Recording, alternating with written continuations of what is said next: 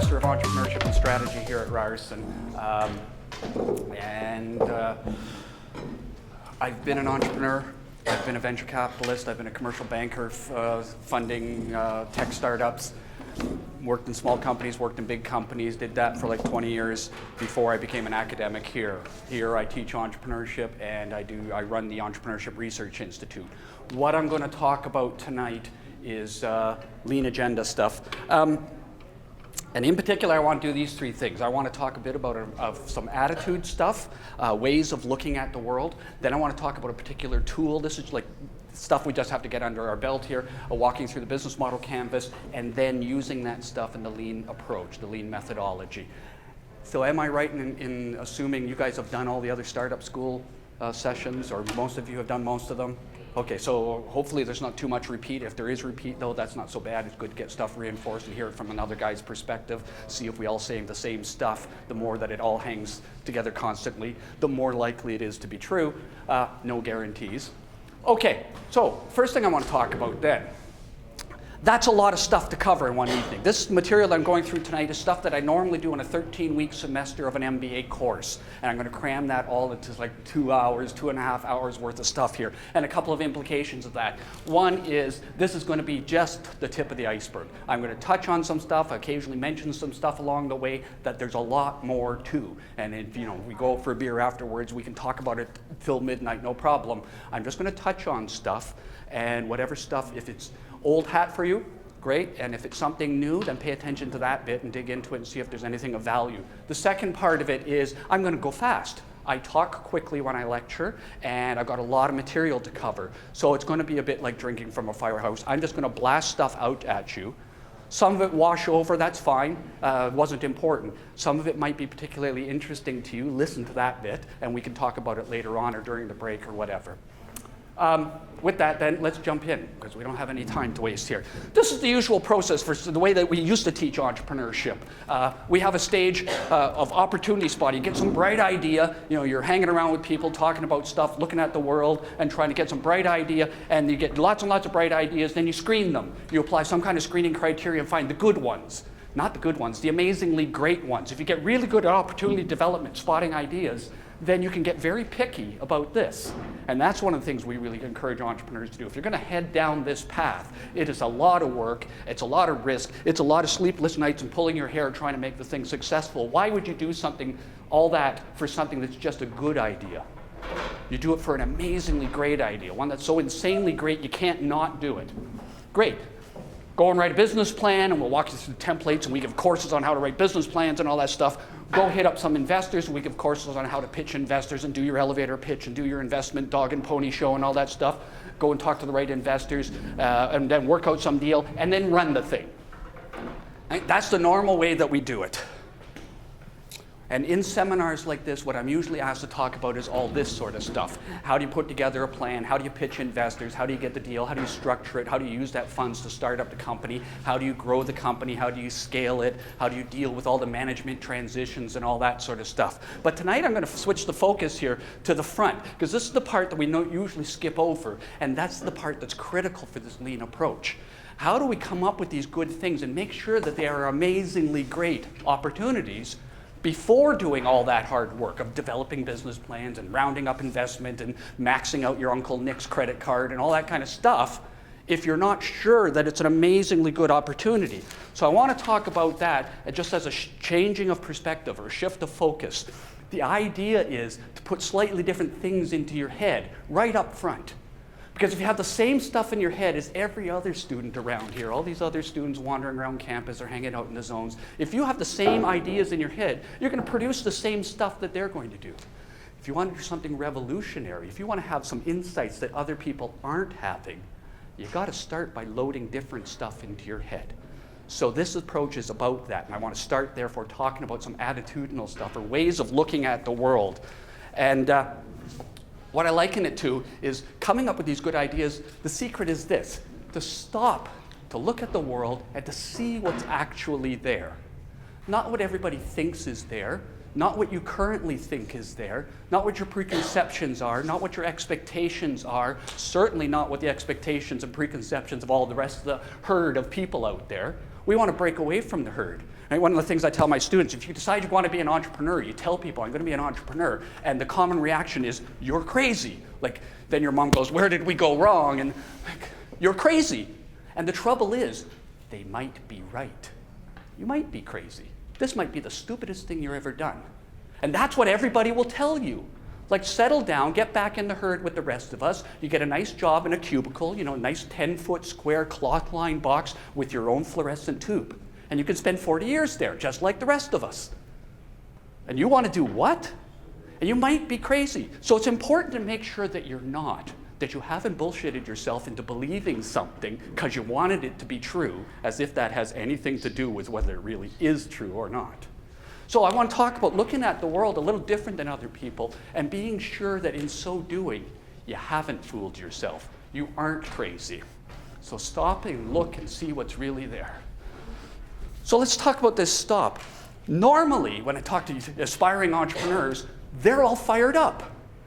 Like, you guys are the most amazing people on the campus. We want to do cool things. We want to change the world. I want to dominate this industry. I want to reinvent this entire structure. I want to bring this totally cool product or service to the market. I want to help these people. I want to make a difference. I want to do stuff. And entrepreneurs like to do stuff. We've got this bias to action. There's lots of dreamers out there who will talk nice stuff, and they'll sit around in cool spaces and talk about stuff, but actually do stuff.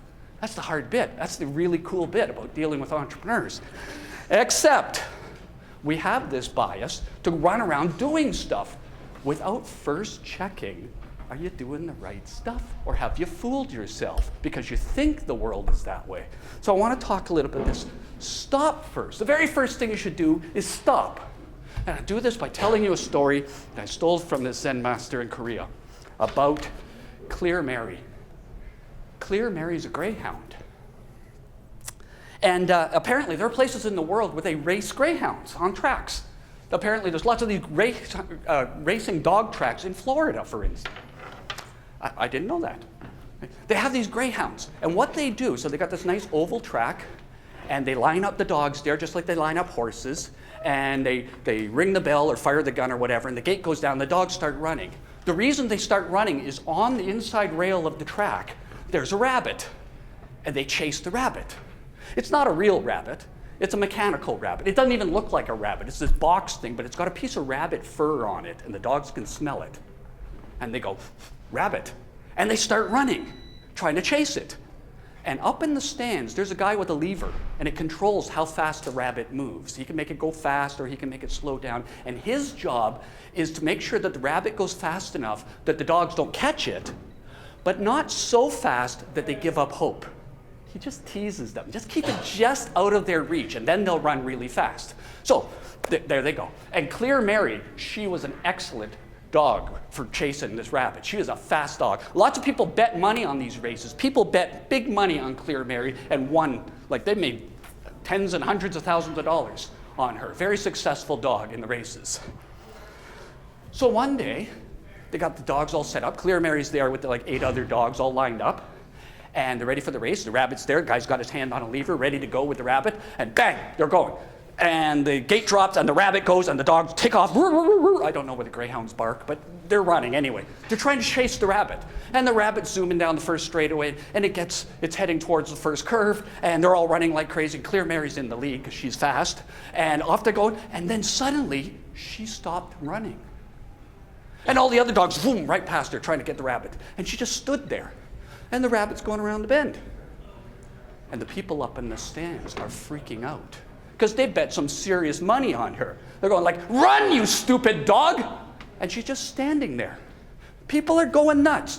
And the rabbit's coming around, and it's coming around, goes around, it's coming down the straightaway on the back of the track. And what do you think she does? She hops the fence, runs across the infield, she catches the rabbit. First time ever the dog caught the rabbit.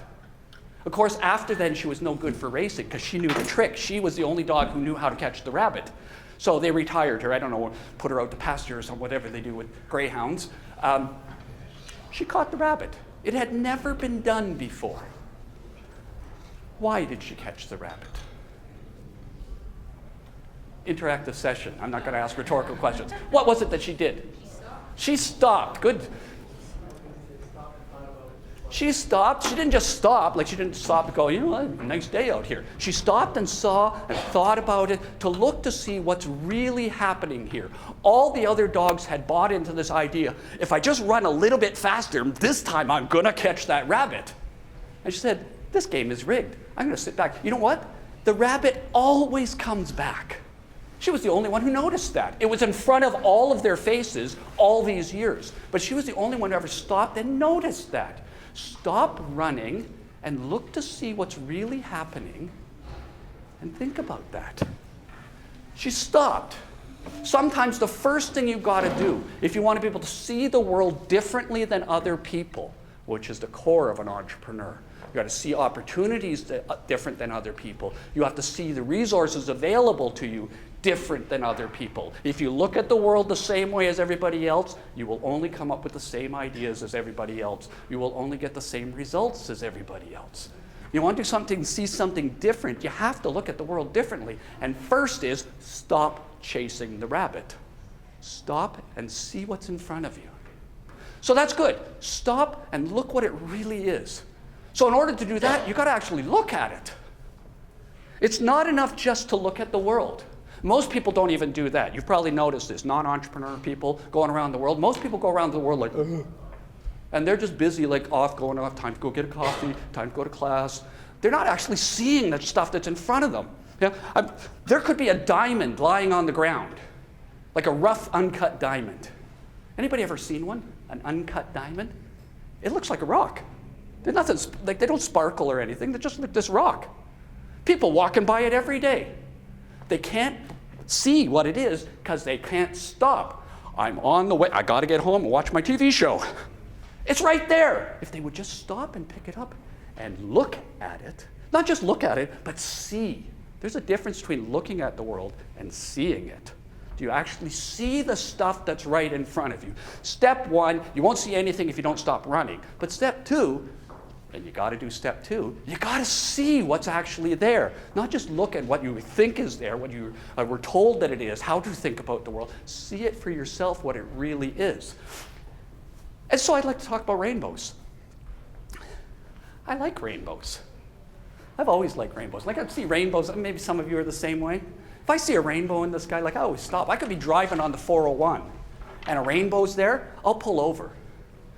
I think it's bad if there's that much beauty in the world and people don't stop to notice it, like you should. Rainbows are pretty cool. Everybody here's seen rainbows, right? Yes. Lots of them? Yeah, we've all seen plenty of rainbows, right? Well, I think we've all looked at them, but I wonder if you've ever seen them. Let me ask you a couple of questions about rainbows. Simple questions, nothing tricky, just to see whether your eyes are actually open or not. I'm going to ask you 6 questions about rainbows. Just keep to yourself. I'll tell you the answers at the end, right? It's not a test or anything. But just let's see what you have actually seen about rainbows. What's the color sequence in a rainbow? Red, orange, yellow, green, blue. You can debate whether indigo is there or not. Violet. There's the colors, right? Is it the red on the outside or the red on the inside? Or is it sometimes one way and sometimes the other? It depends. If so, it depends on what? Did you notice? Second question. Is there any difference in the sky above a rainbow and under the rainbow? No difference? Big difference? Sometimes one way, sometimes the other? What have you noticed? Question 3. How many rainbows are in the sky at the same time? When you see one, are there any others there? Sometimes, sometimes not? If there's more than one rainbow in the sky at the same time, are the color sequences the same?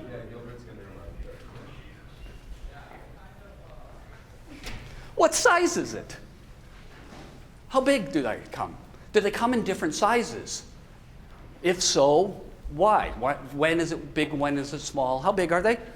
Number 5, where in the sky do they occur? So seriously, think for yourself what the answers are, and I'll tell you now. Keep your own score. What's the color sequence? Red on the outside or the inside? Anybody want to offer? Red is 50-50 chance. You didn't look actually that sure of yourself. You're actually right. Red on the outside. Every time. The red is always on the outside. You've never seen a rainbow with red on the inside. Did you notice that? Second thing, any difference in the sky above or below? There's a huge difference. The sky below the rainbow is always bright white. It could be dark up here, black clouds and all that kind of stuff, but underneath it's always white. Did you notice that? You've seen rainbows before, right? Lots of them? That's what I asked you. Whoops, this thing's going again. Number 3, how many rainbows? There are always 2. Rainbows don't occur by themselves. There's always 2. There's a first rainbow, and then a little bit farther out, about the size of your fist if you hold it out like that, there's a second rainbow. It's fainter, but if you know to look for it, it's there. And the second one, the red is always on the inside. What sequence? Always the same size or not? Yes, they're always the same size. Rainbows only come in one size. It's 42 degrees. That's how we talk about the size of things in the sky, because you can't measure it. Depends how far away it is. 42 degrees is about that big. About like that. Every rainbow that you've ever seen has been exactly the same size. The next rainbow, the secondary rainbow with the colors backwards, is another 10 degrees out further. Number 4. Number 5, where in the sky? Rainbows always occur opposite the sun. If it's morning, sun is in the east. Yeah, that is the east. Sun is in the east, rainbow will be in the west. In the evening, the afternoon, sun is in the west, rainbows will be in the east. At noon, sun is ahead, rainbows would be there. You can't see them because the earth is in the way. There are never rainbows overhead. There are never rainbows in the north. There are never rainbows in the south. What about the rainbows I make in my backyard with my garden? Oh, I'm talking about naturally occurring rainbows here. Okay? Yeah, you could do that. You could make rainbows, even those ones. So you go stand on your driveway with the hose in the summertime and spray the hose over. And if you look at noon, do this at noon. Spray the hose like this, let the water fall down on you. And you look down, the rainbow will be below you, opposite the sun. It's always opposite the sun. All right? Did you know all of those things? You should have. We're talking about a common phenomenon that you've seen hundreds of times. With nothing at stake. You could look at it as much in time as you wanted. It was there in front of you. And you walk right past. If you didn't ace this test, your eyes aren't actually that open. What other stuff that matters are you also blind to? That's right in front of you. First, you're too busy chasing the rabbit. Okay, hopefully you're going to stop occasionally now. And second, when you do, your eyes aren't open. What else are you missing? So I want to encourage you, if you're going to head off on this process, this lean approach, a lot of it is about being open to, receptive to, and aware of, with your eyes open, what's out in the world. And it's not what you think it is. The market is not who you think it is. Customers are not buying for the reason that you think that they are. And that's this process that we're going to go through tonight, is to try and overcome some of this. This rush to start doing stuff, to chase the rabbit, and this blindness to the world as it is because we think we already know. So we're trying to develop an attitude here of a certain amount of humility and receptiveness to let the world teach us where the opportunity is. One of the ways we say that is the market will teach you everything that you need to succeed if you're willing to listen to it. It will teach you what product you should sell. It should teach you who you should sell it to, how you should position it, how much you should charge, who you should partner to develop it. All of that stuff the market will tell you exactly what you need to succeed if you're listening. If you're not, good luck, because you can't even notice rainbows.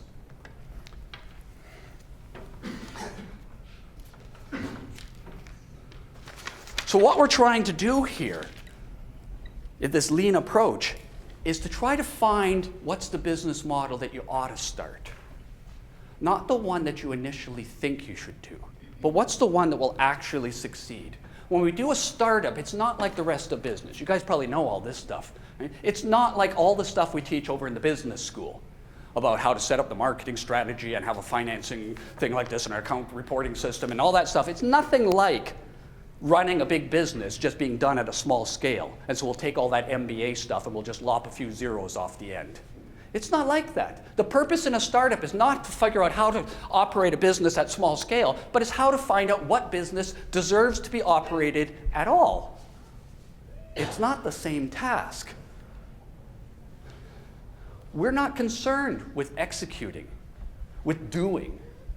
The major concern of strategic management, once you're an established company, the core concept in business strategy is to be able to execute efficiently. What's the best way I can use my resources and get the maximum return out of it, and make the most money with what I have? But that's not the goal in startups. The goal in startups is not about execution, it's about search.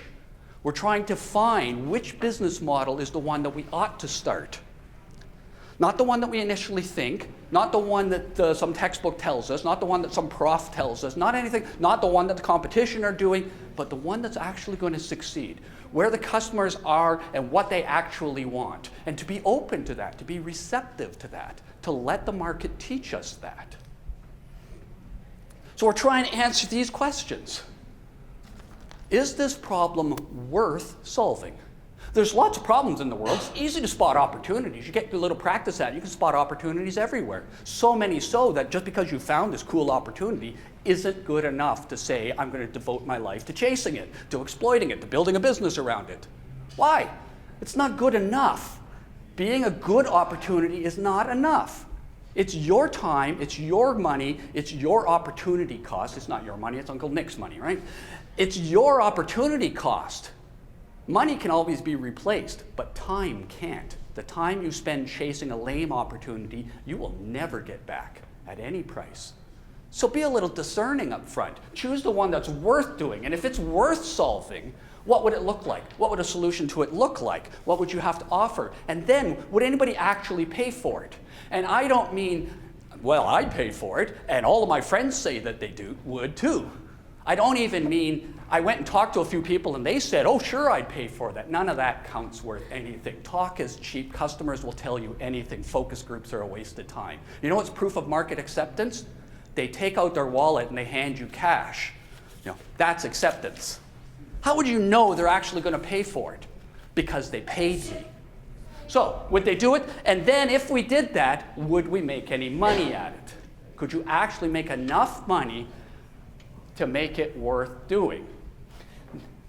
Now, most entrepreneurs don't actually get into the business in order to make money. It's a happy byproduct. Right? But we use it as shorthand within business schools to say, probably doing entrepreneurship for independence, autonomy, create a legacy, creative self-expression, and I'd like to make a big bag of money too.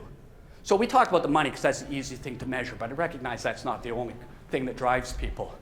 And what we're trying to do in this lean approach is to figure out all of this stuff before doing all that stuff in that process, before writing any business plans, before raising any big amount of money from investors and going through all that, before scaling up stuff. How are there ways that we can quickly, easily, and cheaply figure out whether this stuff is true or not? Because if it's not true, don't do it.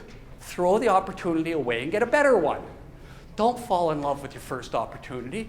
It's easy to come up with other ones. When you practice at finding lots of opportunities, it gets very easy to throw it away and say, I'm going to get something even better. This is not good enough.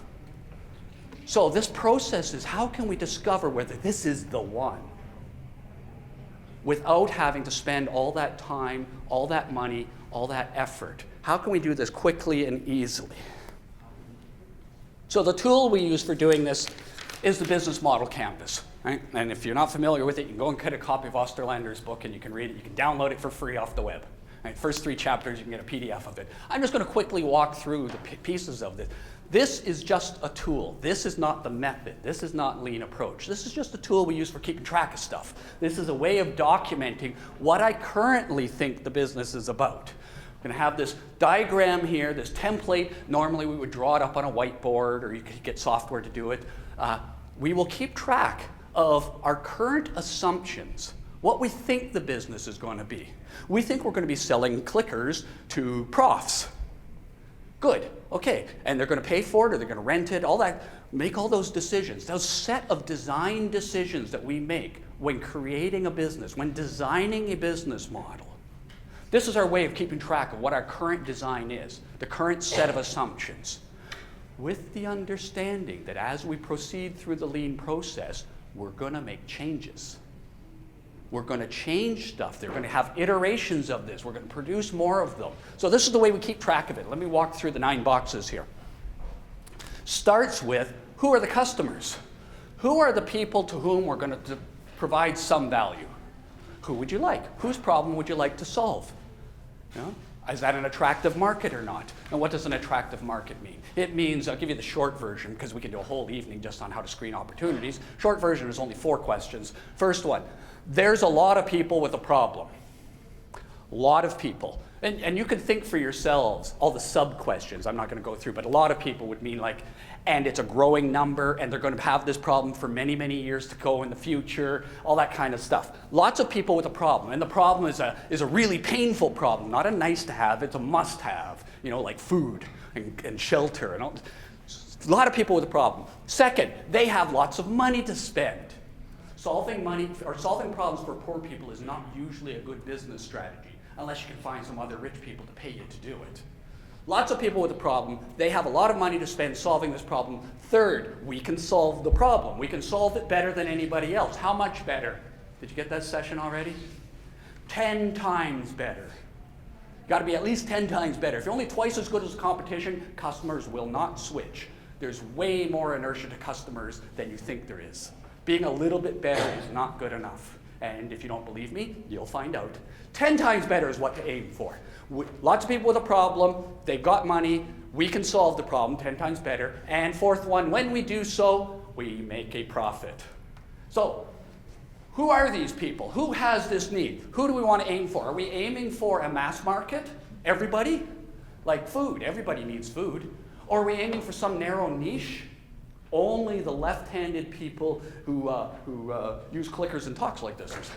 Who's the niche? You know, grandmothers who drive sports cars. Or maybe we have multiple markets, a segmented market, segmented on something, different preferences, different channel preferences, different value proposition, segmented. We could have a diversified business. We got multiple markets, but they want completely different things.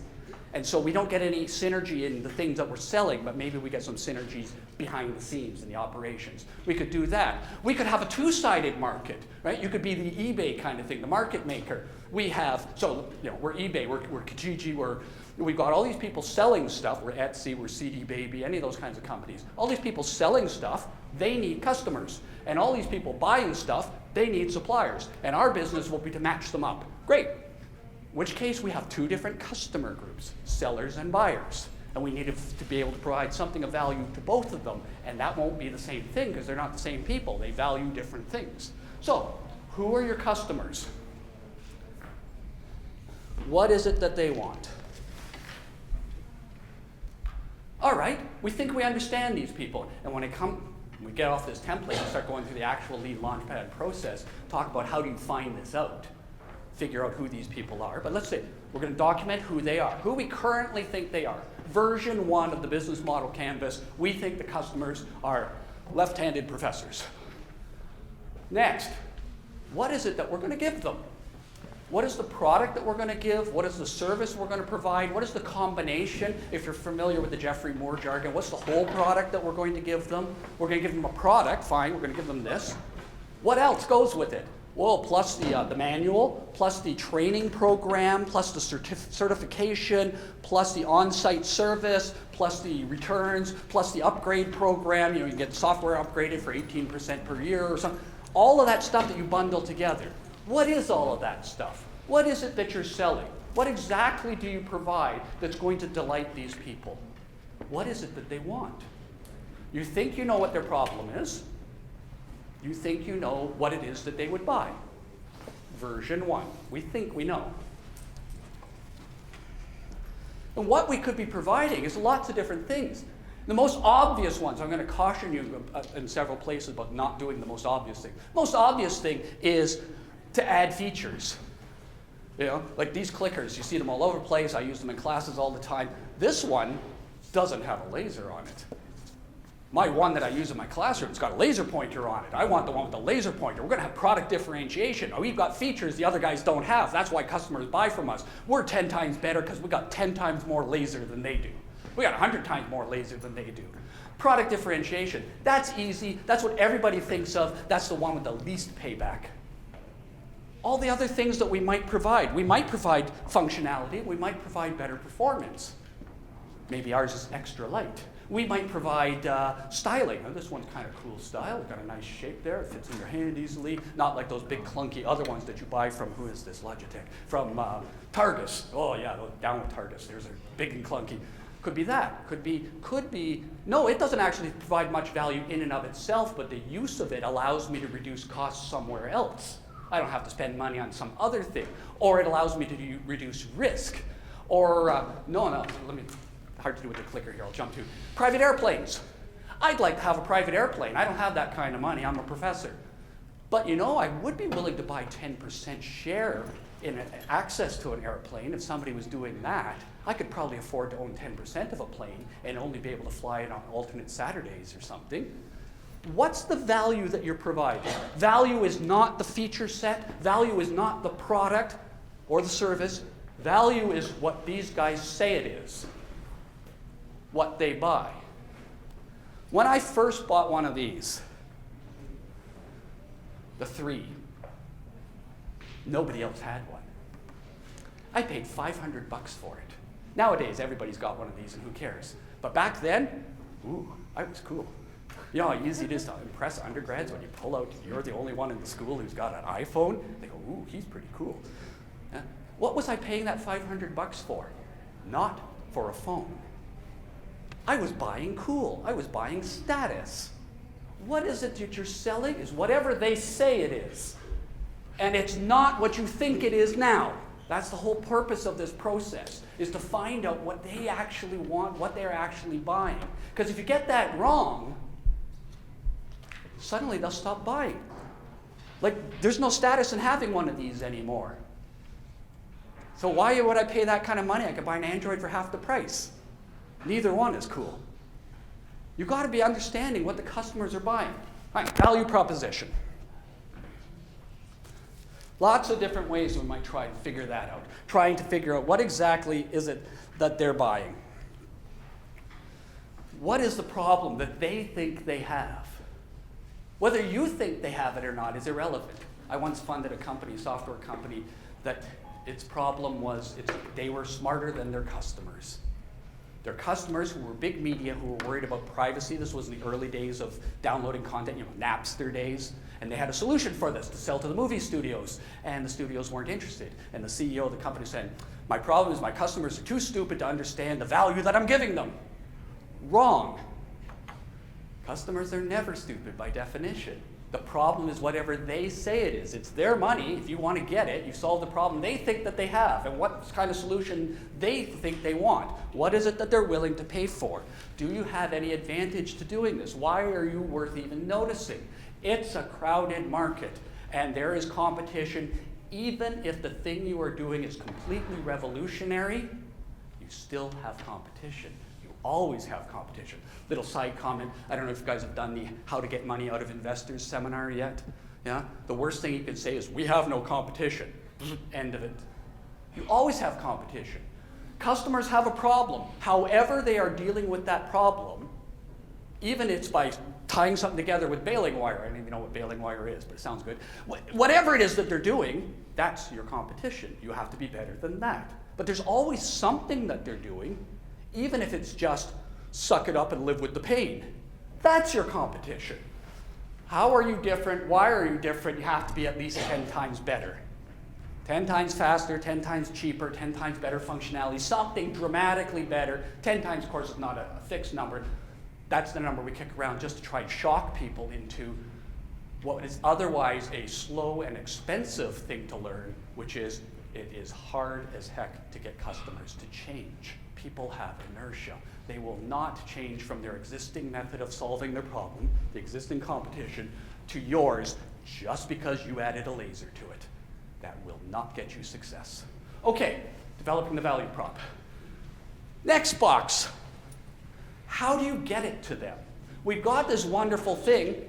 We think we know who they are, we think we know what their problem is, and we think we've got this thing that's exactly what they want, contains all the things that they value.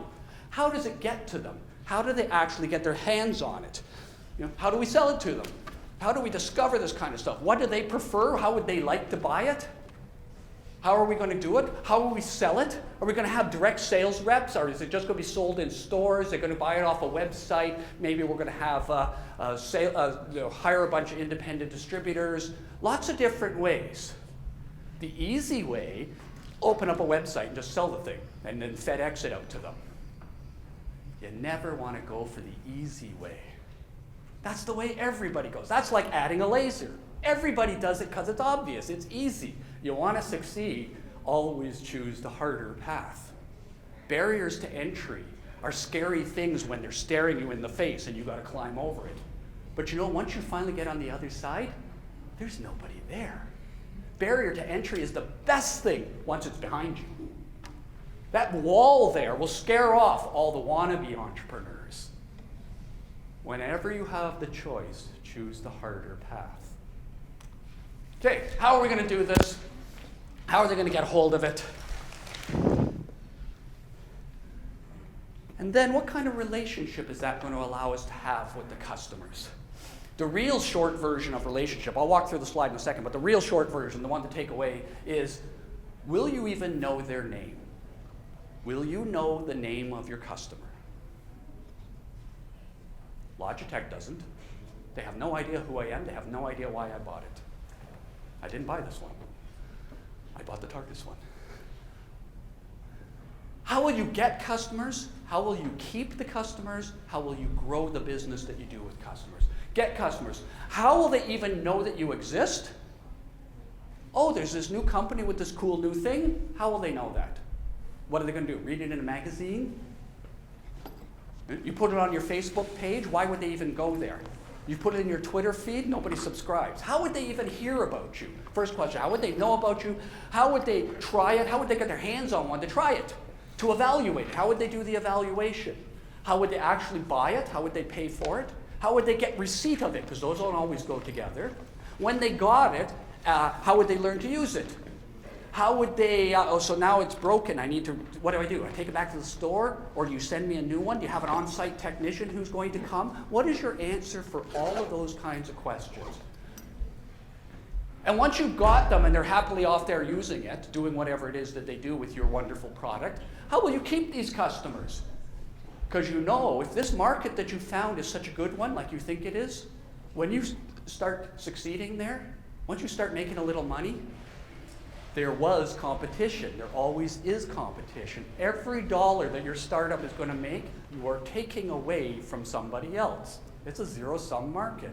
You are taking it away from somebody else. And once you start to succeed, you are taking lots away from somebody else. They're not going to like that. You are taking food out of the mouths of their children. Those are real people. They care. They're going to react. They're going to try and get their customers back. They're going to try to crush you. So what are you going to do? How are you going to keep these customers? How will you keep them loyal to you?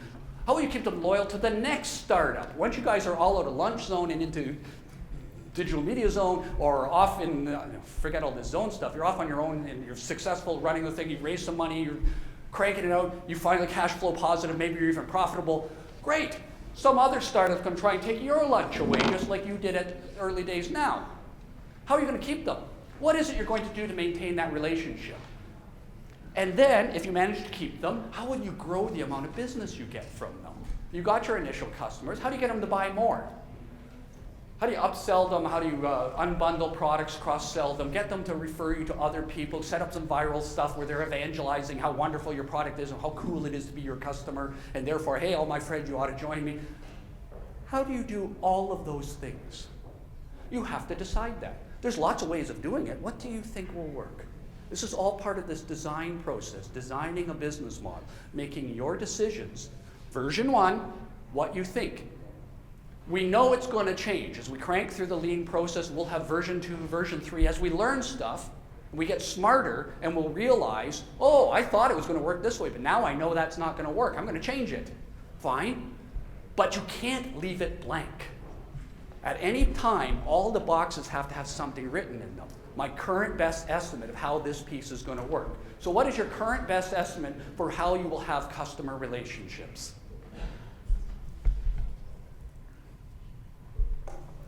Next one. Now that we figured out those 4 key boxes, who we're selling, whose problem we're solving, what value we're giving them, how they're getting it, what kind of relationship we're going to maintain with them, we're in a position to figure out how can we get some money out of their wallets. How can we get them to pay us stuff? Which things out of all of that are the ones that they will actually pay for? Which things are we going to charge for? And lots of different ways we might do that. Lots of different revenue streams. We could just sell the product. Or we could lease it. Or we could just rent them the temporary use of it. Or we don't even give them the product. We come and do the thing for them. Or it's a subscription. You can be on the Clicker of the Month club. Whether you click it or not, doesn't matter. You get every month a new clicker. Or it could be a transaction fee. Every time I press the click button, it costs me 3 cents. Which revenue model do you want? And in a startup, just pick one. Don't get greedy and think you're going to get paid 3 different ways. Get yourself getting paid nicely by one, nice and solid. Which ones? All these kinds, right? We're in the zone here. We have to talk about freemium. We have to use whatever the buzzwords du jour are. Freemium is we'll give them away the cheap version, and some percentage of them will pay to get the fancy version, the premium version. Which revenue models? Okay, so we've got identified who we think the customers are, what we think the value proposition, what thing could we offer that they would value, how will we get it to them, how will we have a relationship, and because they're getting this value, they will pay us. One of those ways. Now we can start looking at the left side of the diagram. Everything to the left of the value proposition is about how do you do that? This is the promise we are making to the marketplace. We are saying to you people who are suffering here, some very painful must-have problem, we're going to provide this wonderful solution. How? So the first part is, well, what stuff will we need? What are the resources we will need to be able to do this? What kinds of equipment will we need? What kinds of money will we need? What kinds of people will we need? What kinds of talent? What kinds of information? What kinds of culture? What kinds of... all that stuff that's necessary. So you have to figure that out. What are all the things necessary to pull this off? And this is a good point to make another comment about people in startups. Sometimes we run across entrepreneurs whose approach is, I might have found this fantastic opportunity and they want this value proposition, but boy, that's a pretty hard thing to offer. It'd be really tough to do that. It would take a lot of resources to do that. Let's make it very simple. It would take a lot of money to do that. Boy, to start a business like that, you'd need $5 million right off the start. I haven't got $5 million. I think if I hit up Uncle Nick and all my friends and family and max out my credit cards and blah, blah, blah, I could probably scrape together $150,000. So what I'm going to do is I'm going to do whatever can be done with the resources that I have.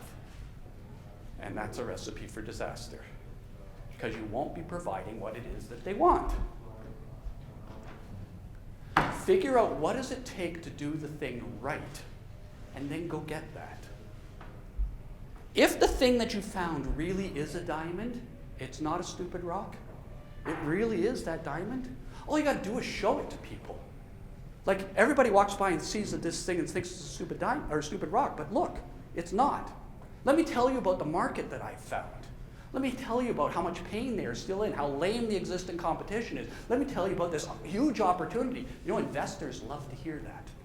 Because as investors, we're sitting on money that isn't earning anything. We don't make any money unless we give it to you, and then you grow a company, and then one day Google buys it. And then only, which is like 7 years from now, do I make any money. The worst thing that can happen to an investor is I hang on to my money. Because it's just sitting there, and most of the time, it's not my personal money. I don't have that kind of money. Some pension fund gave it to me. And I got to pay them back plus 20%. They're expecting to make 20, 30% on what they gave me. I got to figure out a way to do that. I can't sit idle on my money. I'm dying to give it to somebody. I will never tell you guys that. I want you to think that you need me so that I can screw you on the deal terms. But the truth is, I need you, because I'm not making anything unless I invest and you succeed. Most entrepreneurs are going to come along with some half-baked idea because they didn't do any of this stuff, they didn't pre-test anything, they just went in with their initial assumptions, wrote a business plan, and they come and hit me up for $200,000. What a waste of time to even talk to them. But for those entrepreneurs who have actually done this and can come and say, here's my complete business model, this is version 27 of it because I've tested everything already. There's no untested assumptions in here. I'm dying to give you the money. So you figure out what it takes to do the thing right. What resources would you really need, and do that. If you really don't think you can get those resources, start over, pick a different opportunity, because it's stupid to go after it when you don't know you're not doing it right. I'm going to launch with something that I already know isn't what they want.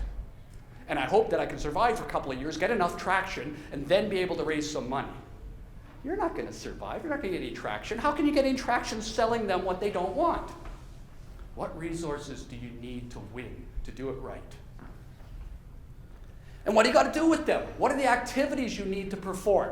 What kinds of activities are the things that are going to differentiate you and allow you to provide that value? What are the core competencies that are important? The ones that are important to delivering the value. This is not what's everything you got to do. Like, well, we got to sweep the floors at the end of each week. What are the things that contribute to the value? Right? What are the value-added activities that produce the things that they want? Those are the things you have to be excellent at. Like just as in personal advice, in corporate advice, startup advice, pick something to be excellent at, to be the best at. The world's best at this thing. You have to do all the other stuff in a business. We call this being T-shaped, right? There's all these capabilities that you need in a business, just like there are all these capabilities you need to be a successfully functioning human being. But there should be at least, and all of them you have to be able to do to some reasonable degree. We're reasonably good at designing products. We're reasonably good at managing our staff. We're reasonably good at making sure all our bills get paid. All that stuff you need to do. But there better be at least one in them at which you are not just reasonably good at, but you go really deep. You are excellent at that thing. What is that one? What is that thing you need to be excellent at in order to deliver this 10 times better value to them? That's the thing that, for instance, can't be outsourced. That's the thing. Only we can do that. What is that? And the rest of it, that's where partners come in. Get them to do it. Find somebody who's really excellent at that thing. Like maybe you're not in a position to have a national sales network. We're going to open up offices in 20 cities across the country. And then we're going to have our international offices. That takes a lot of money. Maybe it's better to get a partner to do that, like some distributor. So you figure out who are these other people who are going to share the risks and rewards. It's going to cost you some money. It's going to cost more than if you did it yourself. But it's more than made up for the fact that it allows you to focus on this stuff. The key stuff, the important stuff, where you have to be excellent. All this routine stuff, give it to somebody who's excellent at that. Who are these people? Why would they join in? Why would they want to do this? When you get into negotiating these kind of deals, what is it that they get out of it? Besides just that they're going to mark up the work to include their profit margin. Why would they want to back you? Hey, because I found this diamond. Let me show it to you. Here's version 27 of my canvas, where everything's been proven. And if we launch this thing, you're going to get a lot of business out of it. Because I'm going to be selling like crazy to these guys, because I'm selling them exactly what they love. And I'm not guessing now, I've proven it. Which means you're going to be selling them stuff too. What's the deal you have with potential suppliers and partners?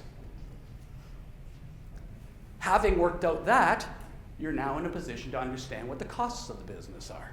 What does it cost to do all this? What does it cost you to get, own, or rent these resources? What does it cost you to produce these things, to do those activities? What does it cost you to have these suppliers and partners do those things? All of those things about the cost. What are your cost drivers, and what's the cost structure that you have? And the difference, so fixed costs, variable costs, everybody knows about that? People know about break-even volume? Okay, so we won't go into this nitty-gritty stuff. But you know that. Like, in a startup, try to make all your costs as variable as possible, so you don't have to worry about very high break-even volumes, right? How can you make fixed costs into variable costs? By renting stuff, by contracting stuff, all those techniques for variabilizing your cost structure. We finally know what the costs are, which means we're in a position now to say, will you make any money? We know who we're selling to. We know who these people are. There's lots of them. They have a big problem. They have money to spend. We solve the problem. And when we do, we make a profit. So when we're designing a business model, that's what we're doing. What are your initial assumptions in all 9 of those categories? What do you think is going to go on in there? And what I opened with is, when you're done the process, you won't still have that set. You're going to change it. But initially, let's at least get the thing down on paper. So we try and create this complete business model. And how many of you are doing tech-based companies? Wow, okay. Usually it's like 90%. Oh yeah, we're phone apps. We got a piece of software that does this. We invented a gizmo or something. So maybe you don't need this caution quite as much here. When I give this talk to the engineers, I'm an engineer, it's okay to slag your own team. Give it this to engineers, they think that we've invented this cool thing. I'm like, that's all. That's it, we're gonna make tons of money. We've invented this cool thing. And it takes a little while to drill into them because they're a little resistant sometimes. The product is just a tiny part of the company. Nobody invests in a product. We can't predict the success of a product. That's not going to last. There's no such thing as a sustainable product. The company is a much bigger beast. This thing is just a tiny part of it. And when you're ready to launch, you will have designed all of it, made the design decisions in all 9 parts of this. So we go and we get a Canvas template. You can download them off the web. You can go and get one of the online sites that will walk you through it. You can type text into these. My preference is just go grab a whiteboard, draw the couple of big H's on there, and just do it on a whiteboard. Because you're going to be changing stuff. So you sit down with your founding team and you walk through the process that I just did. And you say, all right, what do we think this business is? Who do we think our customers are? What do we think the value that they want is? Force yourself to go through all the 9 boxes and get it down on paper. Because a couple of interesting things happen just through that exercise. We haven't yet iterated anything. Just in that first cut at it, two things typically will happen. One is you'll get to one of the boxes and realize, I don't know. We never thought about that before. Oh, okay. That's an interesting revelation. Good thing you realized it now. Because if you had gone and written a business plan, scraped up money, and launched, you'd be dead now. Good thing you realized it. There's a gap. Okay, we better figure that out. What are we going to do about this customer? How are we going to keep customers? We thought about how to get them. We thought about the cost of customer acquisition, but we never thought about the lifetime value of the customer, which has to be bigger than the cost of acquisition. Otherwise, we got a company that's going to burn itself to death. We never thought about that. So one thing, you'll discover that there's pieces you haven't thought through deep enough, and that forces you and your founding team to work that out. What is it that you think belongs in that box? And then the second one is, as you start writing them down in the boxes, you will perhaps notice that what you said in here contradicts what you said over here. We said we're going to have this. So a trivial example. We said we're going to, what's our channel? We're going to deliver, we're going to have a fleet of trucks. But we don't have any drivers. The pieces have to hang together coherently. The strategies, what you think they value here, what kind of relationship they want, had better be provided by these. So that the pieces hang together okay. So maybe we do this. Here's our product, familiar product, available anywhere in the world, instantly recognizable, no matter where you buy it. What does their canvas look like? Like, who are their customers? Everybody. Coke doesn't make the special Coke for grandmothers. It's just Coke. That was a deliberate decision. They could. I wonder why they haven't. They could make the special Coke for old people and young people. They could make the special women's Coke. They could make the special athlete's Coke with extra electrolytes or something. They could do all sorts, but they haven't. Selling to the general market, what are they selling? They're not selling the drink. They're not selling the sugar water. They're selling refreshment, which is why it's got sugar and carbon dioxide in it. They're selling ubiquity, which means you can get it anywhere, right? They say there's nowhere on the planet that you're more than a kilometer from a Coke. Anywhere. That's one of the things you buy when you buy Coke. Yeah? One of the things you value is you can always get one. We can always go downstairs and get one. There's always Coke. Third thing, predictable. You know it, which is the same thing McDonald's sells, right? Whether you like Coke or not, you know exactly what's inside. It's the same no matter where you buy it. You could be sitting, that photo that I took, I was sitting in Bhutan, and you open the Coke and you know exactly what it's going to be like. It's the same everywhere. That's what I want. I want predictability. If I want to take a gamble, if I'm feeling adventurous, I'll drink one of the local soft drinks. But I wanted a Coke because I knew what it was. Channels, retail restaurants are buying it out of a machine. 3 very different channels. Why did they do that? They don't have to. Coke could be something you could only buy in restaurants. It's on the menu, you order one. But you can also go to the 7-Eleven and get one. You can also go to the machine. That's a deliberate decision. What are the implications of that decision? What does that mean for the relationship they're going to have? What does it mean for the way, oh, you're going to have machines. That means you've got to have people driving around in trucks with hand carts loading the machines. That means you've got to keep track of how fast that machine is selling Cokes, so you know, do you go there once every 2 weeks, or do you have to go there every 3rd day to restock the thing? There's a whole bunch of implications of these. They are deliberate decisions that you're making. Right? Customer relationship. You buy it yourself, or you get it from some counter, you go out to McDonald's and say, and I'll have a Coke with that. Right? There is no Coke sales rep. Nobody comes to your house. There isn't a Coke store that you go to. There could be. They decided not. What will you decide? Same thing. How do you make these decisions and why? It's a simple product sale. You don't rent Coke. You don't subscribe to the Coke of the Month Club, and every month they drop a case of whatever they're making that month. You buy the simple product, right? Key resources, the recipe and the brand. The main thing is the recipe. You know, they got this big mythology that in Atlanta, at Coke's head office, there's a big vault. And in that vault is the recipe for Coca-Cola, the secret recipe from whatever, 1905 or whenever they invented the stuff. And only 3 people in the entire Coca-Cola Corporation know the combination to the vault.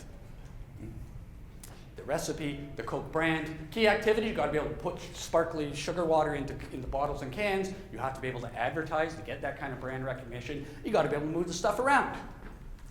Partners look after a lot of this stuff. The main costs that they have, you've got to be able to run bottling plants, mix the recipe up, you've got to be able to get shelf space in stores. Which means you've got to sell enough volume. So just think about selling Coke, yeah, we're going into very retail specific, but just think about selling Coke through a grocery store. The ideal place to be in a grocery store is on the 3rd shelf. That's the one that sells the most. Stuff on the lowest shelf never sells because people don't like bending over. 3rd shelf, eye level, and on the end cap, not in the middle of the aisle, but right up where the cashiers are, the end of the aisle. 3rd row, end cap. That's premium real estate. Yeah, you want your stuff, so now I'm Loblaws. You want to put your soft drink on my end caps? That costs money. I know it's good for you, so you pay me for that. Oh, there goes your margins. There goes your profits. Unless you're Coke, and you say, everybody wants Coke, and if you don't have it in your store, they won't go to Loblaws. They'll go to Metro. So you'll give me end caps for free, right? Otherwise, I'm going to pull all of my products. How are you going to do this kind of stuff? This is a very superficial one, right? If you do this for real, you get more stuff in there than this. But just for a quick walkthrough. Okay, this is just a tool, a documentation tool for you to record a business model. So presumably at this stage, you have an idea what your business is going to be. You think you know who your customers are. You think you know what your value proposition is, or at least you know what the product is.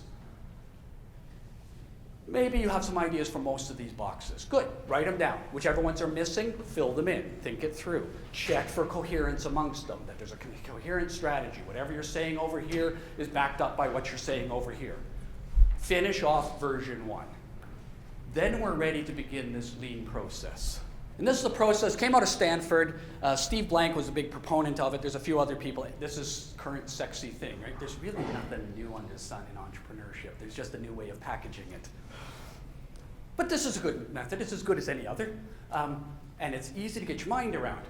What we're going to do here is take this business model canvas, a set of assumptions in the design of the business model, and we're going to test the assumptions in the real world. We're going to go out and talk to people and ask them. And based on what they said, we'll come back and tweak it, version 2. Then we'll go talk to some other people. And based on what they said, we'll come back and tweak it some more, version 3. And we'll keep doing that until we think we've got it all right. And so the key to this approach, this lean approach, is take your business model, take the assumptions that are in it, and get out there and ask some people. Don't sit in there. Get outside the building. Don't just sit with your team. Because you get enough people sitting around drinking each other's bathwater, you quickly come to consensus, which could be complete nonsense. It's very easy to fool yourself. That's the main thing we're trying to guard against entrepreneurship. That's the main risk. That's what I opened with. That you're seeing the world the way it actually is, not the way you and your team think it is. So the worst people to ask to validate your assumption about your business model is the rest of your team. Second worst person to ask is your mom. Next one is your friends. You got to ask total strangers, the people that you actually want. You want to know what customers will want to buy? What their problem is? You got to ask customers. You want to know what they value? Got to ask them. Want to know what the suppliers will do? Got to ask suppliers. You actually have to go and talk to suppliers before you start it up. You want to know what deals they'll really do? Got to go talk to them. All of these things. You want to know, will customers pay to buy the thing, or are they more interested in renting it? Got to go talk to some. So we're trying to get outside this echo chamber of you and your friends, convincing yourself, talking yourself into believing something that's got no connection to reality. Go outside and talk to the real people. Find out what it is that they really think. So we'll go out there and talk to these people, find out what their problems are. That's where we started, right? A large group of people with a problem. What is this problem? It won't be what you think it is. Starting off, first box on the canvas, the customers. Here are these people. Who are they? Not who you think they are. Go and find out.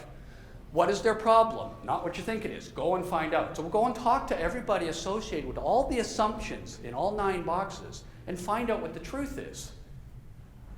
So in the first round, we go out and we start talking to people, and we're not selling them anything. They don't even have to know that you're thinking about starting up a company, and you certainly would not show them, I'm thinking about building something like this. Would you buy it? Way too early for that. I just want to understand the problem. Who are these people? What is the world like for them? This customer archetype. So I'm going to do this B2B company. I'm going to sell accounting software to universities. We have a huge accounting system, probably a huge accounting department in here who does nothing but process paychecks and stuff and take in your tuition. What are their problems? I haven't got a clue. They know. I'm going to go talk to them. I just want to find out what the world is like. I'm going to go over and come up with this idea. Manager Mike, what's a day in his life look like? He comes into work, and then the boss yells at him for this, and then he's got to do this, and then he's got to do this part always goes very nice, and he likes doing that, but there's this crappy part of his job that he hates doing.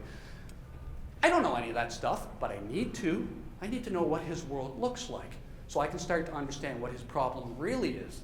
Not what some prof thinks it is, not what some student thinks it is, but what he thinks it is. What is his current workflow? What does he actually do? First he has to do this, and then he has to do this. This part's easy, but this part's a pain in the butt, blah, blah. All of that stuff to find out. And this don't lead the witness. We're trying to find the truth, not confirm our current biases and preconceptions. So you've got to be very careful when you're doing this kind of talking to people to shut up, to just let them tell you. To let them tell you stuff in their own words without suggesting. Like, you wouldn't say something like, oh, and would you do it this way? Would that be easier? Because now you just put into his head the idea of it being easy, as if that's important. Right? Now you're setting yourself to be confirmed, your preconception that easy mattered. That's what they valued. Where if you had not said that, if you just shut up, maybe he would never have talked about ease. Ease has nothing to do with it. What has to do with it is whether he looks cool when he does it. Like, just let them tell you. Ask them maybe things, I've got some examples here. You might ask them things like, what are your top 3 problems? Now, I'm not suggesting what they are. I have no idea. You tell me. What are the top 3 problems when you're doing that? How would you rank order them? How do you currently deal with those problems? You might ask, supposing you're thinking about a new way of solving it without telling him what my solution is going to be.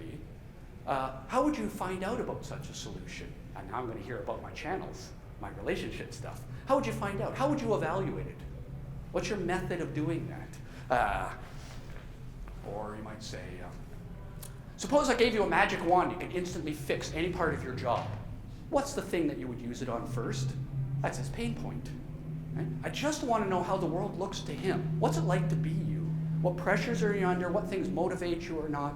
You know, the typical, one of my favorite examples, people talk about, so I was using an example here, B2B software. I'm going to sell software to manager Sue in the accounting department. And I want to sell it to her. Normally, we think when you're selling a B2B product, you sell it on an ROI case. You show that the company, if your corporation buys my product and you pay me $100,000 for a copy, and it'll have an 18-month payback and a 37% return on investment. As if Sue gives a damn about any of that. She doesn't care about that stuff. Maybe the accounting department, or, the finance folks are going to require some business case out of her, but that's not what she cares about. If she's the buying decision maker, she cares about looking good in front of her boss. What does that mean? I shouldn't waste my time doing this. I got to make sure I understand what motivates her. She's the decision maker. What does the world look like when you're Sue? Right? What is the problem? Is Sue the person we're trying to sell to, and what problem are we trying to solve for her? Second round, when we think we have finally figured out what the problem actually is, and it won't be what you had in version 1 of the campus, might get you to version 5 or something before we've talked to enough Sues, enough potential customers. We talk to people in the accounting department. We talk to people in the finance department. We talk to people in the IT department. We talk, who else? Well, this thing produces paychecks. We better talk to some profs about how they like getting their paychecks. We talk to 100 possible people who are all customers, and now we think we know what the problem is. We can shift to the second round. What is the solution that they would want? What does a solution look like? Okay, we think we understand your problem. Now you might show them. Imagine I gave you something like this. Would you be interested in it? Would that solve your problem? How would it compare to what you already do? How much would you expect to pay for something like that? Oh yeah? What do we have to do? What extra things would we have to provide with this for you to be willing to pay 50% more than that? Would we have to add a laser to it? And you go, I don't care about the laser. What I really care is there's got to be a training program for my junior staff. Okay, great. So forget the laser development program, cancel the R&D program. We better hire some trainers. You're going to learn all kinds of cool stuff talking to these people. First, just to understand what their world looks like and where the pain points are. And second, to start floating some possible solutions to see how they react. And they won't necessarily react the way that you think. We're going to show them. We're going to be discovering these customers and saying, supposing we gave you this thing, and see what their reaction is. And you may be surprised. They may say things like that. Why is this jumping twice every time? Okay, 2 of them. First thing they say, they don't like it. But we thought we understood Sue's problem, and this is a solution to her problem. You discover that Sue doesn't want it, but Mike does. The finance people want it. Nobody over there wants it. Universities don't want it at all, but boy, the folks in the accounting department of the hospital love it. Hospitals, I never even thought about them. They're big, they have lots of money. Okay. These are the people who like us. Or they'll say, yeah, that's fine, and it solves my problem. You go, good, yeah, we designed it to be able to do this because we think we know your problem. They go, that's not my problem. I don't care about that. I don't know who you were talking to. My problem is this. You discover they have different pains than what you thought they did. We start showing them things. Or they like the solution, but not for the reasons that you thought. That's a deceptive one, because these people would buy it, but not for the reason you thought, which means it's going to be very easy to break that relationship. You could inadvertently kill the part of it as the thing that they liked. So they like it, but not for the reasons they thought.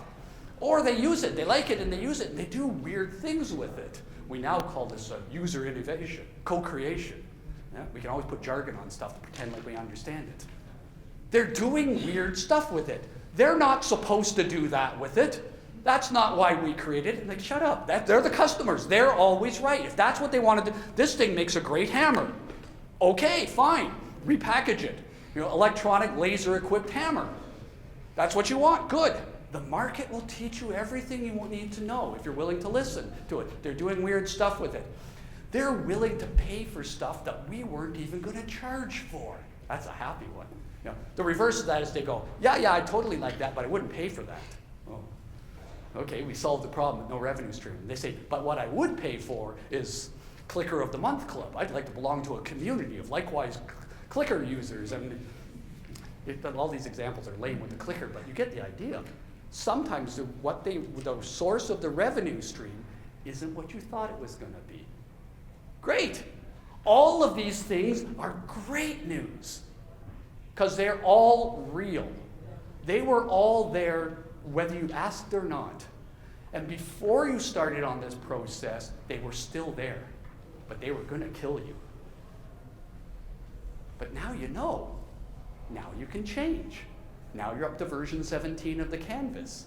Every new version that you create, because you had to change some assumption, because talking to somebody said, that assumption is false, the truth is this, scratch out that, write in the new one, version 17 of the canvas. Every time that happens, every time you pivot, this is wonderful. Because reality was always thus. You just didn't know it. And when you didn't know it, you were going to blow your brains out. You were going to launch a company, it was going to fail.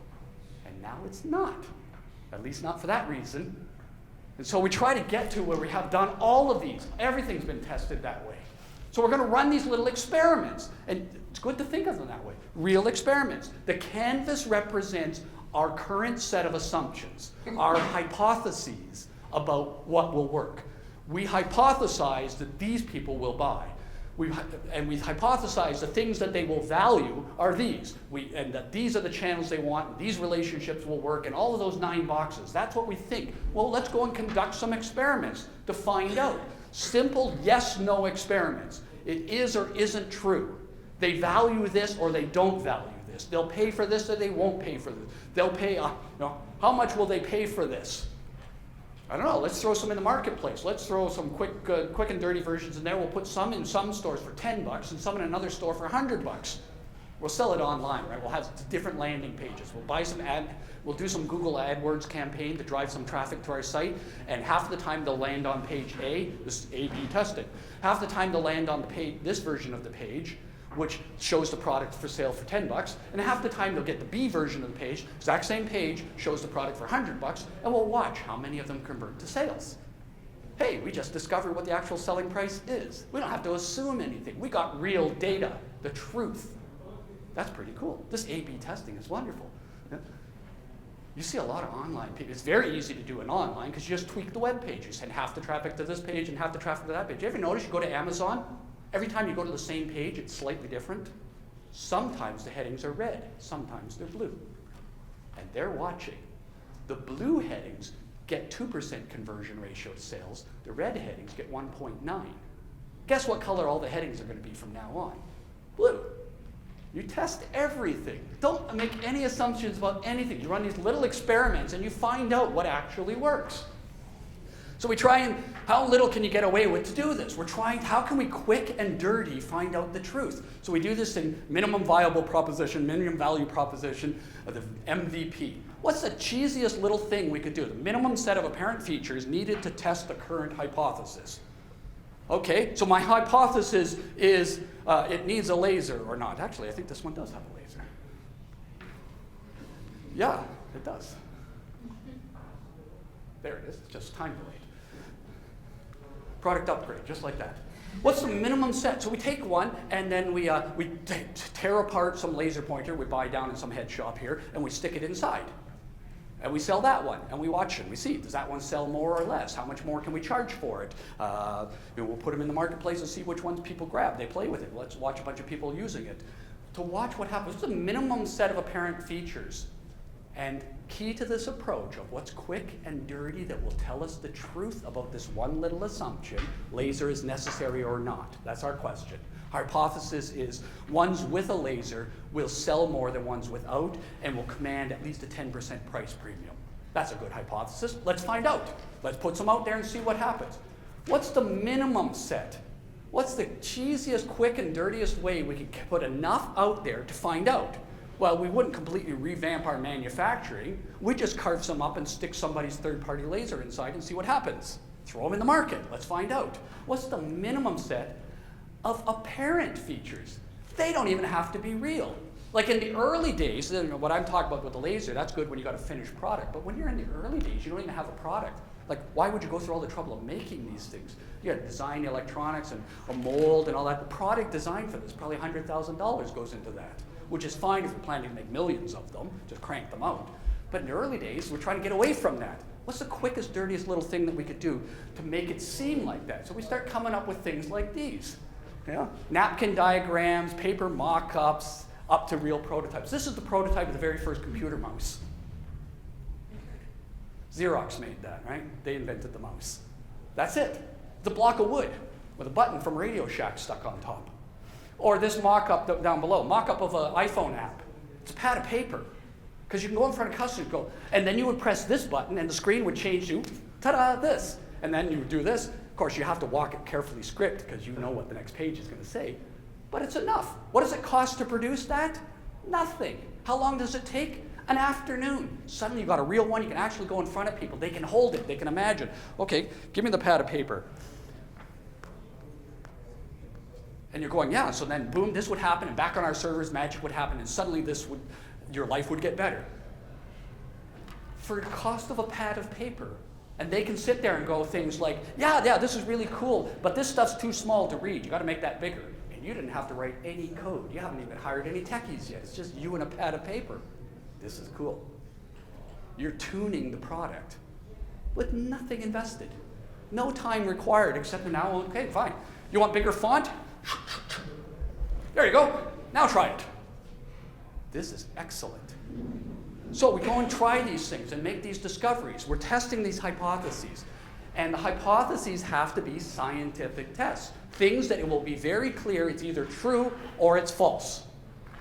How will you know that it's true? My assumption in this box of the business plan, or the business model canvas, in this box, this statement, I have assumed the following. How will I know that's true? Because something quantified. I'll know that this sales assumption is true if this. They buy 5 items for $100. If the average is only 4 items, or if the average is only paying $70, I will say this assumption was false. Very clear, unambiguous. Tiny little tests, lots of them, done quickly, at low expense, low time investment, low effort, quickly testing these things to find out whether they're true or not. This is how we get up to version 27 of the canvas. Version 27, all of the hypotheses have been tested. There is no assumption left in version 27. That's the objective of the lean approach. We didn't make anything. We didn't spend any money, but we have tested and proven every assumption in the canvas. So we're going to collect this data and let the data teach us. The market will tell you everything you need. This is how you let it tell you. You put these little hypotheses, these little tests of every part of the canvas into it, and when the data comes back and says, that's true, you know it's true. It's not you and your team, sitting around and convincing each other. It's the real world telling you. And if the data comes back and says your assumption is false, doesn't matter how much you and your team believe that it's true. It's not. The world said it's false. Now, if you want to continue, you can blow your brains out, have fun. But you're going to blow your brains out because the world has told you the truth now. So we go and we look for places to get this kind of data. Sometimes there are examples, other companies to look at, so we can copy that. And where there aren't, then we have to actually do these experiments to test hypotheses. Sometimes there are good examples. There are companies who have done something. Some part of your business model canvas, some clever thing. We're going to have this kind of channel. We're going to, we're going to deliver it to customers by carrier pigeon, right? Drones. We're going to ship it to them that way. Okay, there are people trying to do that. Go and see how it's working for them. How does it work? What's important? What are the key parts of that? How do you make that work? So people who've done something and succeeded that we can copy. Nothing wrong with copying. That's what all the great artists do. Steal shamelessly good ideas. Similarly, there'll be people who tried stuff and it was a total failure. And you were planning to do the same thing. That doesn't automatically mean that you shouldn't do it. But it does mean that you should understand deeply, why did it fail in their case? They thought it was going to work too, and it didn't work for them. Why not? Are you really so different from them? It's going to work for you? Maybe you should take a hint and stop doing this dumb idea. Yeah? It's like, beware of low-hanging fruit. Beware of markets that are lying there dangling, easy to grab. There's a reason it's low-hanging. It's rotten. So don't copy bad ideas. Is it a good idea or a bad idea? You need to decide. Hey, sometimes you have no good examples or you can't decide whether it's good or bad, so now you're doing something that nobody has done before. Then we're into this hypothesis testing. What experiment would you need to do to find out? We'll conduct some experiment. We'll show them this one, we'll make a black one, we'll make a red one. Which one do they like better? I don't know, let's put them in a display at a conference or something. We'll do a little guerrilla test, right? We'll go to the big clicker conference and we'll set up a table just outside the room until the security guards chase us away. And one table will have black ones and on one table we'll have red ones, and we'll have somebody stand there just watch which table do people walk up to. 10% of the people who walk up to the black table pick one up. But the red table, 40% of the people pick one up. That's real data. The world is telling you something. How creative can you get like this? To run these little experiments that we make changes about. So we start tweaking things in the business model design. Start making changes in the 9 boxes. Sometimes we make changes in the revenues. What things can we charge for? How much can we charge? What will they pay? How will we collect money from them? Are we going to give them terms or not? Is cash on delivery? All of that stuff, there's a lot of detailed assumptions. Like I said back in the Coca-Cola example, that's a very superficial, quick demo example. You've got to think about all of those things. How we get customers, yeah? How we keep them, how we grow them, how we collect. So just in revenues, all kinds of things we might change in the revenue model. So you take a company like Google. The initial version of Google's business model had no revenues. Then they said, we'll make money by licensing the search engine, and people will embed it into their websites. And then that didn't work. So then they said, we'll have advertising, we'll have banner ads. And that didn't work. So then they said, we'll have these Google AdWords. People will pay us to buy page ranking. And they got a bit of money off of that. And now then they tweaked it again, and now they did find people who would pay to license the engine. It's been about 5 or 6 iterations of Google's revenue model. Fortunately, Google is swimming in money, so they could afford to do it the hard way. We can't do it that way. We test things quick and dirty before doing all the big investments. You might change the revenue model. You might change things about the costs. Right? The variable cost, the direct cost of making the product, what kind of gross margins can we get? Huh? How could we tweak things to have better margins? Getting better margins mean either how can we jack up the price? How could we jack up the price? Well, we could find customers who are willing to pay more. We could ditch those old customers who only exist on paper right now anyway, so they're easy to ditch. We could ditch those and find customers who have an even bigger pain or even more money who will pay us more. Or, no, we'll keep the same customers, but we'll deliver more value to them, and so they'll pay us more. So how can we get more money out of them, or how can we reduce the costs? Well, okay, they all said they totally like this, but you know what's the most expensive part of this thing? Is, I don't know, what is the most expensive part? Putting the silk screening on. I'm making this stuff up. Silk screening, this little label here, right? That's the expensive part. And it turns out customers don't really care about that. If it was just a little sticker on there, they'd be fine. How would we know that? Because we asked them, we tried it, we gave them some, we did experiments, we found out that the silk screening didn't make any difference to them, it's not part of what they value. So then we pulled off the silk screening, we got rid of a high cost item. What things can we tweak to improve that? We'll make changes. We will do pivots in the business model. Maybe things about the overall cost structure. Yeah? All the fixed costs, all the overhead costs, can we reduce those? If we can reduce those or variabilize them, then we have lower break-even volumes. We can hit that. Now it's got all the nice implications for investment. You got lower break-even volumes, which means you hit break-even sooner, cash flow positive sooner, you're more attractive to investors. All kinds of goodness comes from that. So how can we do that? What kind of overhead costs do we need? You don't always say, get rid of this overhead. Sometimes you do. Sometimes it's useless overhead. Why are we all... God help us back in the days when you give money to entrepreneurs, you make an investment in some startup company, and immediately first thing they do is buy themselves a nice office space with exposed bricks and halogen lights. It's like, that's my money buying that stuff, and customers aren't caring. Don't spend my money on stuff customers don't care about. That's all waste. So I don't want to spend anything like that. You shouldn't want to spend anything like that. On the other hand, sometimes it's justified. You know, Oberoi Hotel is the example there. You put all that stuff in, you have this fancy lobby like that with a very expensive operation because it's part of the value proposition. It's part of the image. You know, people stay at that hotel. That's an expensive hotel. People stay there because they can go, I stay at the Oberoi. I don't stay at Hilton's and stuff like that. I stay at Oberoi. This is like the top hotels in the world. and they pay for it. Okay, it's justified by the revenue impact.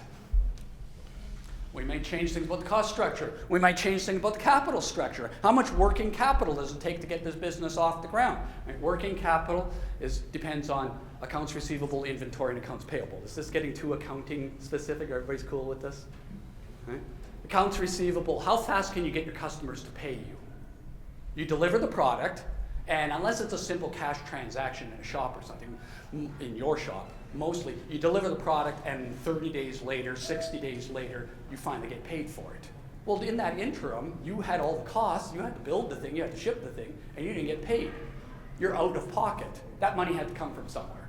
Accounts receivable. But then on the other side, you can also string out your suppliers. So I'm making these clickers. I had to put them in staples, I had to build them. I had to have inventory of plastic and lasers and buttons and all that chips inside. I had to have inventory of all of that. And then I sell them to Staples. They're sitting in Staples or Office Depot, and I haven't been paid yet because Staples is more powerful than me. So they're going to say, "We'll pay you when we get around to it." Like God forbid, you get something like, I would love. Forget Staples. They're in Walmart. If you get listed in Walmart or Costco, you're going to make a ton of money if you live long enough, because Walmart's going to say, "Yeah, we'll pay you when we feel like it." That not okay with you? See ya. We don't need you. We're Walmart. We'll pay you someday. Yeah, but when they pay, it's going to be great. Yeah, lots of. I'm going off on tangents, but why not? You go find the buyer for Walmart. They say, "I got this fantastic thing here. You got to put it in your stores." First of all, how would you get hold of such a person? Back to understanding your customers. Do you even know this person's name? Do you know her name? Do you know her phone number? Do you know her email address? How would you find out? That's not easily accessible information. They hide that stuff. They don't want to be pestered by folks like us. So you finally get a hold of her and you say, "Look, that's the thing." And she goes, "It's great. Yeah, okay. We like them. We're going to put them in our stores. I'd like 200,000 by next month, please." You just died, right?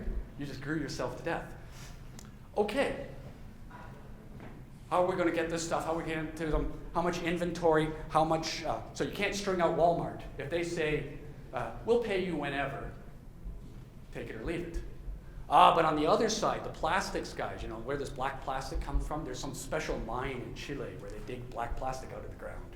And we're their best customer. So they need us. Why do they need us? We have tiny volume. We don't. But look at this wonderful future I've discovered. Let me show you this diamond I found lying on the ground. There's this huge untapped market of professors who need clickers, and you sing all that great story. Let me show you my business model canvas, all of which has been proven. None of this is assumptions. And they go, "Actually, that sounds pretty good. We would like to be the supplier there." You say, "Good. In that case, I'll pay you for the plastic whenever Walmart gets around to paying me." Right? How much can we play in games in here? How much inventory do we need? Why do you need inventory? So that you can ramp up production quickly. You need inventory in case you have poor quality production. You've got to replace all the broken ones. They fail in the field. Back in that customer value. When the thing fails in the customer's hands, what's your returns policy? Do you have a warranty? Is that part of the value proposition? Did you bother to ask customers whether that mattered or not? What's the returns policy? What's the warranty? If you do have a returns policy, how do they return it? Back to the store? Why would the store want to do that? It's a lot of work for them. They don't get paid for that. You're going to bring it to your factory? You're going to have a counter at the back of the factory? You're trying to position yourself as the Rolls-Royce high-end classy clicker, and you've got to return one. You come to the back of my grubby factory and you stand back there with the guys in their coveralls, right, having a smoke on the loading dock. That kind of undermines their image. You have to think through all of these parts. Working capital, what's the last one? The investment model. So where are we going to get all this money? How much money do we need? That's a whole separate seminar. Figuring out what the funding gap is, drawing your J-curve, working out your rounds of financing, that sort of stuff. How much? And how can we minimize that? How can we get this thing off the ground with less money? How could we design our way of launching this thing to need less money? And then given that, we play those kinds of games, where are we going to get it from? Where are we going to get that money? Because I said earlier on, you figure out what it takes to do it right, and then go get the money. If you've really worked it out, if you've really proven the business model, getting the money isn't that hard. Because the investors are dying to find you. What they're not dying to find is all the entrepreneurs who aren't willing to do this work. This is a lot of work I've just gone through here. Right? You can imagine that this is weeks and weeks of running around and pushing yourself outside of your comfort zone, talking to people, being willing to be told that you're totally wrong and everything that you and your team were so sure of is all nonsense. That takes a certain amount of emotional maturity to do well, and a lot of time and effort. Most entrepreneurs aren't willing to do that, which is why 80% of new businesses are dead within 4 years, because people keep making these mistakes. We go through all of that. We've got this totally amazing plan worked out, and we still have this funding gap, and we still need $500,000 right now and another $1 million 8 months from now. That's what our gap looks like. How are we going to go and get this? Who are we going to get it from? Different ways of getting some money. Right? So we might learn to make changes by testing these hypotheses, by copying the good examples, by learning from the bad examples, and then the things that are pure assumption, running these experiments, talking to people, and letting the world tell us what the truth of the matter is, and then tweaking the business model canvas to reflect that. If you go through that process in its entirety, you come up with a nice canvas, a finished canvas, where everything in it has been tested. There's no untested assumption in it anywhere. Everything there you know is true because you can point to the good example, or you're doing the opposite of the bad example, or it started as a pure assumption and we've talked to 100 people who have told us, and we're very careful how we let them tell us. We didn't set them up, we didn't lead them, we didn't say, would you like this? Of course they like it. You didn't ask them to pay for it. Would you pay for it? Of course they said yes, because that's not the same as actually paying for it. We were all careful about all of that, and now we know everything in this canvas is true. And we haven't spent any serious money yet. Now we're in a position to actually launch. We've gone through this iterative process. Sometimes it's done as courses, this Lean Launchpad. We run courses in universities where over the course of the semester, we run this iterative thing with startup teams, and every week is, this week we're going to test this box. Work out your assumptions are, what are your hypotheses in this one of the 9 boxes, and get out there. Come back next week and tell me about the 20 different people you interviewed and what you learned and what you're changing about your canvas as a result. Good, okay, now I want you to go and talk to these kinds of people. Out you go. Every week, getting out. You go out, you create a hypothesis, your current business model canvas, what are some of the hypotheses that are in it, and run an experiment. Run some kind of test. Go and talk to somebody, do this A/B landing page on Amazon, do something to get some real data. Let the world tell you the truth about this. Iterate around there. And it means getting out and talking to people. And sometimes that pushes entrepreneurs outside of their comfort zone, because it's much easier to sit in a zone amongst all the other cool guys hanging out, all of whom you tell them what your business is doing and they all go, oh, that totally rocks. They're not your customers. They're not your suppliers. They're not your investors. Those folks only exist out there. And so you have to go out and talk to them. Like this guy who wanted to know his product, he needed to know the insight. What does the world look like to CEOs? Well, the only way you find out the truth of that is you've got to go talk to CEOs. They're not so easy to get hold of. So you camp in the parking lot next to his car. And when he comes outside, before security comes and takes you away, you probably get a chance to ask a couple of questions.